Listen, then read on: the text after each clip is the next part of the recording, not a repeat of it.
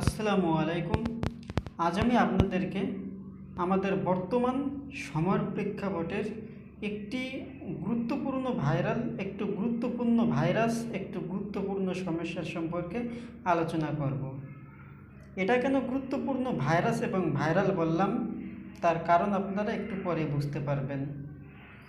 এটা হচ্ছে, আপনারা বর্তমান প্রায় সকলেই জানেন যে অ্যাডলফ খান নামে একজন ব্যক্তিকে সেরা সুদর্শন পুরুষ হিসেবে সে পুরস্কার প্রাপ্ত হয়েছে। আসলে আমার মনে হয় না যে অ্যাডলফ খান সেরা সুদর্শন পুরুষ। আসলে সে অবশ্যই এই তালিকার যোগ্য না। অবশ্যই এটা দ্বারা তার সম্মান আরও নষ্ট করা হয়েছে, এটা দ্বারা তার মান তার মর্যাদা আরও নষ্ট করা হয়েছে। আর এটার মাধ্যমেই আমাদের যে আসল পুরুষ, আমরা যে আসল পুরুষদের সম্মানকে নষ্ট করা হচ্ছে। আর এটা হচ্ছে পশ্চিমাদের ষড়যন্ত্র। এটা অবশ্যই পশ্চিমাদের ইহুদি খ্রিস্টান বিধর্মীদের ষড়যন্ত্র।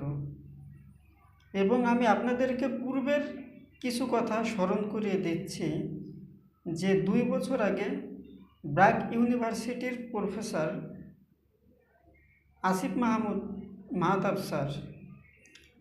মাহতাব স্যারকে আপনারা সকলেই চেনেন। এবং সেই সময়ে বাংলাদেশে একটি প্রচুর সমস্যা দেখা দিয়েছিল এবং এই বিষয়টা নিয়ে অনেক আলোচনা হয়েছে। সেটা হচ্ছে ট্রান্সজেন্ডার নামক সমস্যাটা। আর এই ট্রান্সজেন্ডার নামক সমস্যাটার বিরুদ্ধে প্রতিবাদ করার জন্য আসিফ মাহতাব স্যারের সেই ইউনিভার্সিটিতে থেকে চাকরি বরখাস্ত হয়েছে।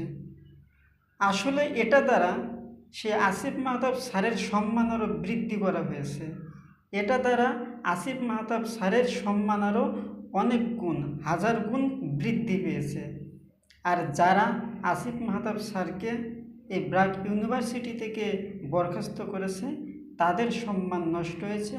তারা নিজেরাই প্রমাণ করেছে যে তারা হচ্ছে ইহুদি খ্রিস্টানদের দালাল, তারা হচ্ছে পশ্চিমাদের এজেন্ট। আর আসিফ মাহতাব স্যার হচ্ছে বাংলাদেশের একজন যোগ্য প্রফেসর। আসিফ মাহতাব স্যার হচ্ছেন বাংলাদেশের একজন খাঁটি নাগরিক। আসিফ মাহতাব স্যার হচ্ছে একজন বাংলাদেশের সেরা মানুষ। তো এই ট্রান্সজেন্ডার বর্তমান নতুন রূপে ধারণ করেছে, সেটারও আমি একটা বাস্তব উদাহরণ দিচ্ছি।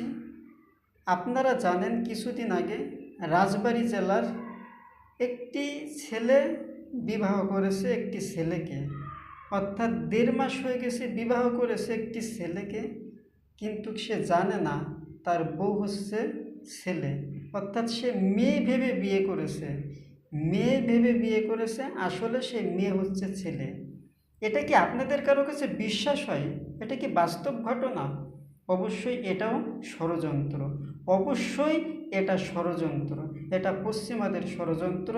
যারা এদেশে ট্রান্সজেন্ডার, যারা এই দেশে সমকামিতা প্রচার করতে চায়, যারা সমকামিতার প্রসার করতে চায়, যারা সমকামিতার পাপ সৃষ্টি করতে চায়, তাদের ষড়যন্ত্র। এটা অবশ্যই ষড়যন্ত্র। কারণ একটি পুরুষ একটি মেয়েকে বিবাহ করবে, সে কি সেই মেয়েকে নিয়ে বাসর করে যাবে না? সে কি সেই মেয়ের সম্পর্কে জানবে না? এটা তো একদিনেই জানা যায়, 2 দিনেই জানা যায়। তাহলে 1.5 মাস কীভাবে এটা অতিক্রম হয়? এটা কখনই কারো মাথায় আসবে না। এটা অবশ্যই আমরা আমাদের কমন সেন্স দ্বারাই বুঝতে পারি এটা হচ্ছে একটা সমকামিতার ষড়যন্ত্র। এটা হচ্ছে পশ্চিমারা আমাদের দেশে সমকামিতা, আমাদের দেশে ট্রান্সজেন্ডার প্রতিষ্ঠা করার জন্য বিভিন্ন ষড়যন্ত্র। তা আমরা এইসব থেকে সাবধান থাকব, সচেতন থাকব, সেই শুভকামনা সবার প্রতি, ইনশাআল্লাহ।